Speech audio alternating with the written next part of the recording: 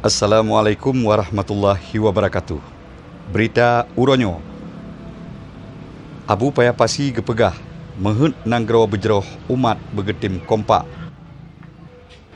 Ulama karismatik Aceh gure getanyo Tunku Haji Muhammad Ali atau Abu Payapasi gepaban mandum rakyat lam nanggro bermusaboh, berkompak dan bersaling hormat menghormati bak gebangun nanggro metuahnyo.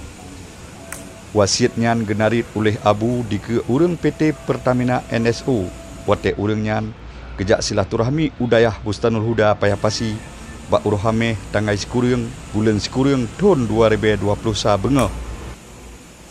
Abu gepesampo menyegetanyo rakyat tatim mesaboh ngan saling tak menghargai nyan akan lahir pendapat-pendapat yang jeroh untuk tapu maju nanggronyo. Narit Abu lain urang lain na kelebihan ilmu menyekata mesaboh ngan kompak, maka mesapatlah ilmu-ilmu yang jeroh ngan gagasan atau pendapat untuk tapiki tapi jeroh nanggro.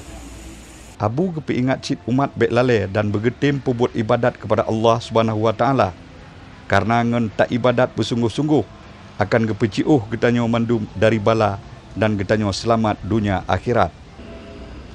Urang PT Pertamina NSO dari Lok Sumawe truk langkah utempat Abu Payapasi nakeh urangnyan gejak mesilaturahmi dan gejak mohon doa ba Abu karena lang wate tonyo PT Pertamina NSO akan gebo leboh mon minyak ngenggah di Laut Selat Malaka lebih kurang 80 mil dari Kuala Idi.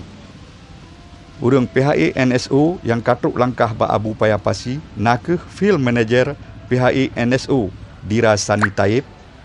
Gopnyan ni ba Abu gemohon doa supaya buat pengoborannya berjeroh ngan selamat dan bermahasi. Head of Communication Relation NCID Zona 1 PHI NSO Julianto Tasmat di ke Abu Payapasi gopnyan gegakui bahawa ubina hebat teknologi menyahana doa han maasi. Oleh karenanya gepegah ligopnyan doa nakeh perkara yang penting lam tapegot saboh usaha. Habanyo gepesampo oleh Ilya Ismail, Freelance News Aceh Timur.